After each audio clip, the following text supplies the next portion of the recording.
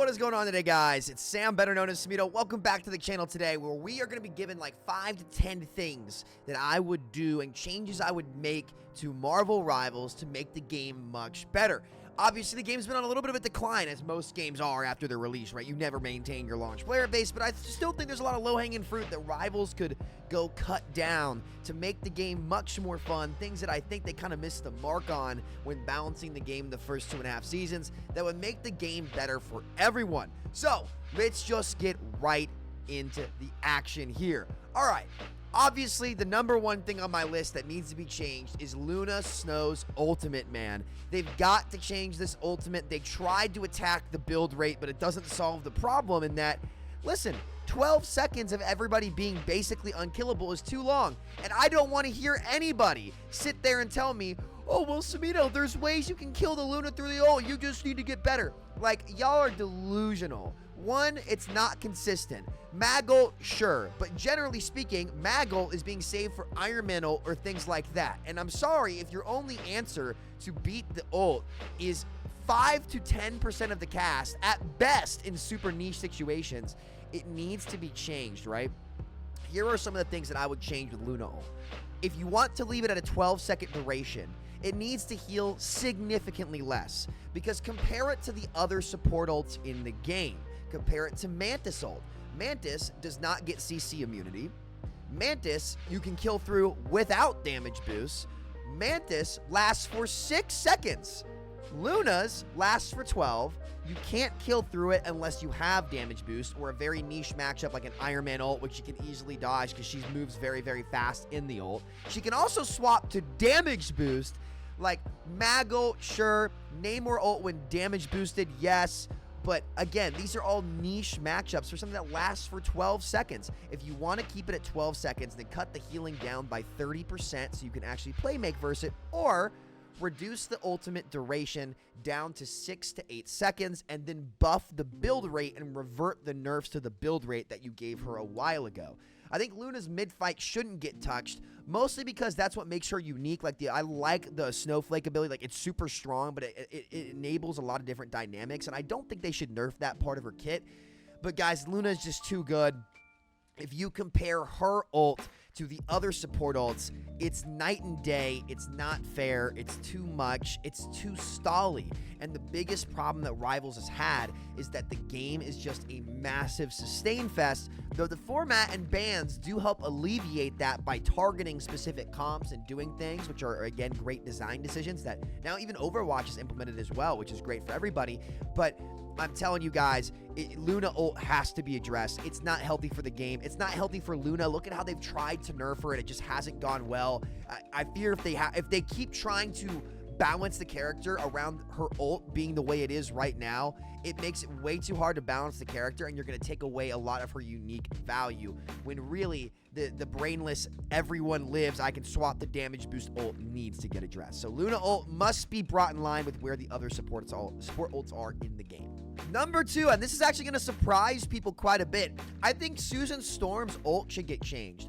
I really like what they've done with Ultron's ult and Rocket's ult. I thought I would not like Rocket's ult, but people actually prioritize it and break it, and there's counterplay. They need to create more opportunity for counterplay in the ults. And so I think Susan Storm's ult was a really big missed opportunity to add some form of healing mitigation ability. I think that Sue's ult should have its healing reduced slightly. Doesn't have to be a lot, but any enemy within Susan Storm's Psionic Spear gets 30% reduced healing. Whatever you reduce the amount it heals by, you add heal mitigation. That would make a super interesting matchup against Cloak and Dagger ult, against Luna ult, something like that, where it gives Sue another unique way to be played and value and counterplay to be given. I think that was a really big missed opportunity by the devs, where they really could have added an interesting mechanic that would have solved a lot of the big meta problems. Because imagine, like, you know, there's already all that sustain in the support ult category, right? If they find a way to add some denial to the sustain and give unique new use cases for any of the support ults, it'll encourage how they're actually able to be played, and it'll open up the game a ton. It'll bring a ton of options. So this really isn't a Susan Storm nerf in my mind. Like, I want it to be compensated to where she has similar, like pretty much the same power level she's at now, but it opens up a whole new gameplay avenue and dynamic option against like triple support comps, for example. Like if somebody's running a triple support comp, which everybody's talking about nowadays, and the Susan Storm ults the tank on point, well, that tank with 30% less healing actually has a chance to die, or he has to give up the space. And I think that would be a really cool and needed mechanic in the game that, to be clear, strategist players, is not a nerf to Susan Storm. If anything, it's actually probably a buff, but I think it's a buff in a way that you can compensate the amount of healing that the ult gives and replace that with heal mitigation. So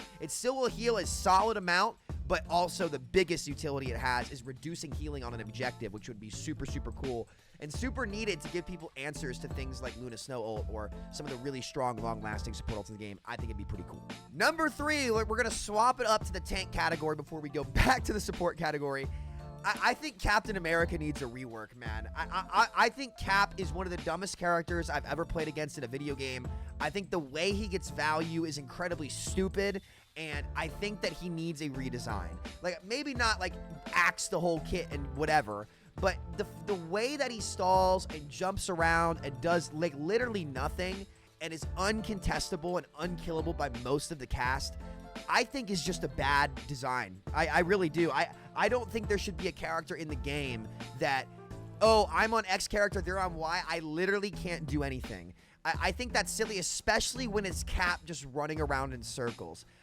It would be cool to see him lose some of that easy survivability. I don't want to say easy, but once you figure out his cooldown loop, he's unkillable. That's the reality. He's unkillable.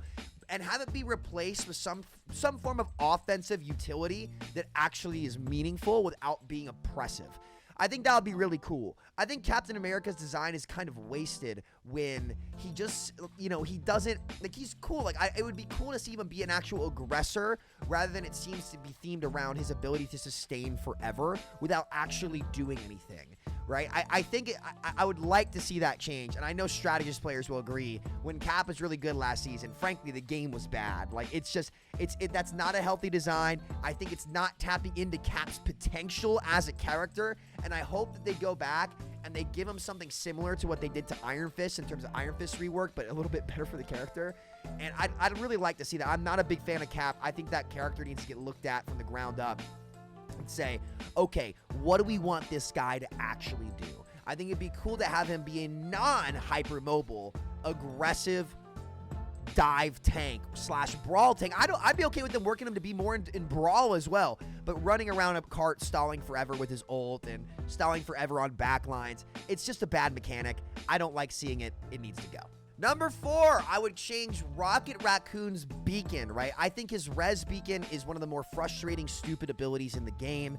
Again, like the fact that you can make a play on somebody as a DPS in particular and have the kill just get revived at a place where it's uncontestable by like 80, like unless you're playing a flanker, you're never going to break that beacon, and it's just a pain. So what would I do to Rocket to make sure that Rocket stays viable but maybe makes that res beacon not be a thing? Well, I think that his team up from Season 1 should get switched with his res beacon, and his res beacon should become a damage fire rate amplifier for his whole team by about maybe 10%, something like that. This would keep Rocket with some more aggressive utility for a lot of characters in the game without it being oppressive and actually having kills matter in the game. Rival's biggest problem is that there's so much sustain everywhere, and having a free res beacon just adds on to that big time. Where, you know, it's insane. It's silly that somebody could die at the start of a fight, and every single fight Rocket will have this, a free res that's uncontestable.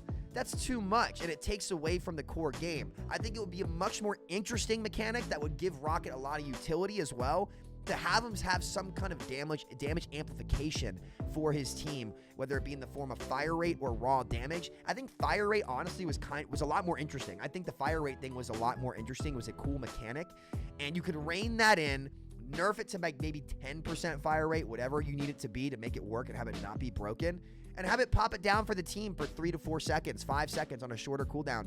Who knows? Make it whatever you want. I'd like to see that kind of mechanic come in, though, instead of the res beacon, because I just find the res beacon to be incredibly obnoxious, and I don't think it's better for the game. I don't. I think Rocket gets so much passive value that they should look to do something that actually, you know, is proactive and honestly probably will give him some more use cases and will help Hitscan deal with flyers who are really, really good right now. So more options on that, on that front, I think would benefit the game holistically, and I'd like to see that happen. And the last thing that I would say holistically that I would change about Marvel Rivals is I really hope they continue to go into particularly the support ults and make changes to things like Rocket ult, to make more changes to other ults like what they did to Rocket ult. And they introduce more characters with ults like Ultron that are not sustained forever. They've got to figure out a way to continue to address aggressive sustain without giga buffing dive, right? That's just what it is. It's just too much. It's a balancing act. Find ways to introduce counterplay in the neutral to a lot of these things, and I think a lot of the big pain points of Rivals will diminish or go away. They've got a great game with a wide variety of really, really cool characters that have really captivated me and people who want to play hero shooters. Rivals has been the breath of fresh air in the hero shooter genre that I think everyone needed. So if they can start to address those pain points and lean more into actual playmaking on the characters and mitigate some of the just over-the-top, unanswerable abilities in the game will be much better. They do have the philosophy. We want everyone to feel like superheroes. And they're right when they want to achieve that. But what they sometimes miss, not all the time, sometimes, is the fact that if something is so much better than everything else, like a Luna ult negating all this damage, or Cloak ult in Season 1, or whatever it might be, then no one feels super outside of the one super character because they're denying every play that anyone can make. And it's a very tough balancing act to figure that out. But I think they've actually done a really good job with the ultimates that they have addressed, where they rained Cloak in line, they rained Rocket in line, and I think they're on pace with getting Luna hopefully next. And once Luna's in line, I actually think a lot of the game opens up big time. Oh, but they've got to get rid of map pools. Map pools suck in competitive. You guys don't have very many maps in general, and taking maps out when we're already kind of stretched for content, or stressed for content rather, actually does a disservice. I didn't like map pools in Overwatch, and I don't like them here. Map pools should go away completely. Let me know what you guys think, though. Are you still enjoying Rivals? What are some changes that you would make? Please let me know down in the comments. I appreciate it. I'll catch you guys later. Take care. Much love. Peace out.